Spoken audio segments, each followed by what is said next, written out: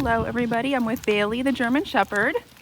This is actually my first time taking her out for a walk. Josh has done all the work prior. And we are in a nice off-leash heel. Notice I have the long line dragging, but I am not holding it in my hand. So we've taught her this nice heel position that is next to the left leg and slightly behind. And you can tell how easy it does transfer from person to person because the tool remains the same that she was trained on is going to be going home with the owner who's going to be using it in real life. So let's just talk about ecollar heel. Heel literally means their head is at the level of your heel. So it's taught universally on the left side.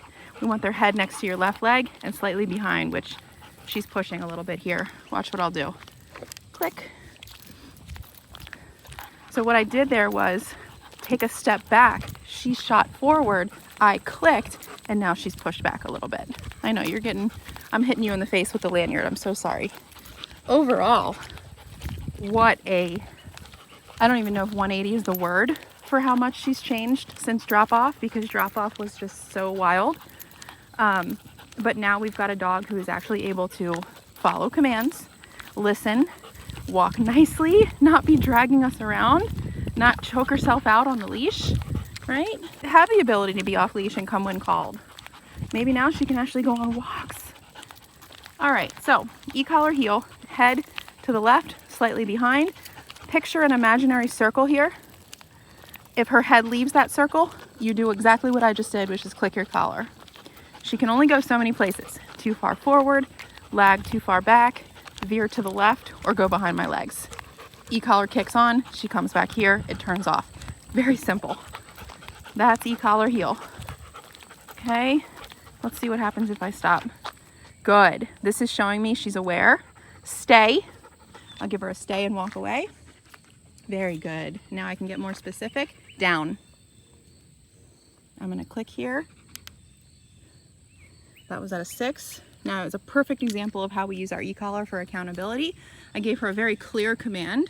She went halfway and said, I don't really feel like listening. I don't really feel like committing fully. Why? Because I have her outside, off leash. There's lots of opportunities, right? If you think back to drop off, she was so wild and all over the place, lunging everywhere. That option is taken away. She really doesn't want to listen to me. So she says, in this moment, do I really need to listen to Julie? She's gonna test her owners like that too.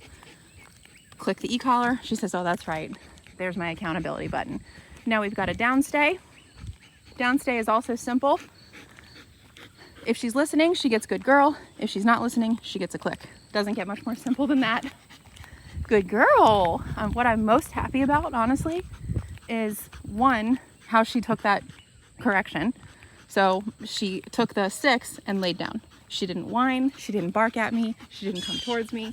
So I'm not looking so much as, is the dog making mistakes? I'm more looking at how do they handle when they get a correction for not listening, because that's really the most important part. No. Click. Down. Repeat the command. Click again. Good. That is exactly how you would remedy a mistake, and you're going to keep doing that until you can't get her to make a mistake, right? And then you've got a super solid dog who listens to you anywhere, no matter where they are. Let's get you out of the sun. Not as hot as it was yesterday, but it's still hot. So we're gonna do a recall. Recall is getting your dog to you, and they live on 200 acres.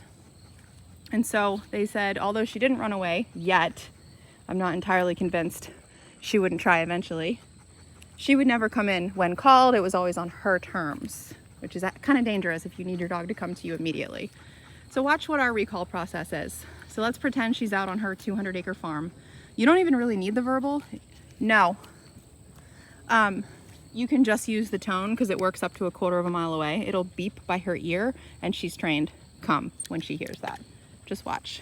Come. Good girl. There she comes. Good girl. Stay. She comes to a stay. Notice she doesn't come and jump. She doesn't go past me, and she doesn't get to me and then turn around and go out again. She comes and stays, and then from here I can either put her back into the walk, I can release her and say you're free, go do what you want, or I can put her into another stay. Let's go back into our walk because I want to show you how we get them into heel. So you're going to say heel, tap the tone a couple times, and start walking.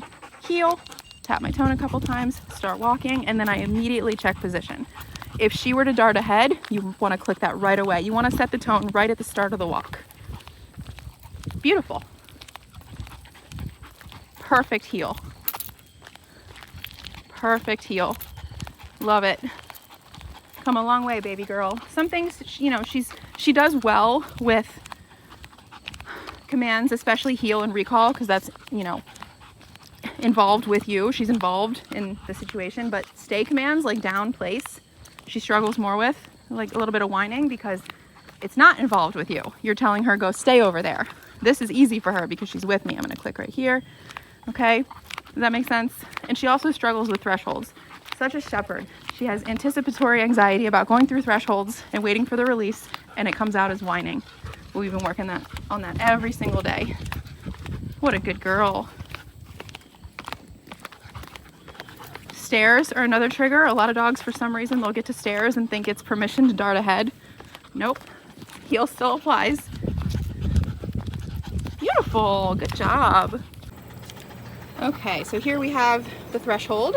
We're at the threshold. What's a threshold? It's any door opening. Crate door opening, car door opening, house door opening. And notice when I open it, she doesn't automatically just bolt through it, which I'm pretty sure was what she was doing before training. If you allow your dog to do that, they're probably going to be in a crazed state of mind all the time. Okay, good girl. So notice I open the door, it's wide open. She assumes she's supposed to stay until I give her permission. So I'm going to back up here. She's going to look at me and I'm going to go, break. Good girl.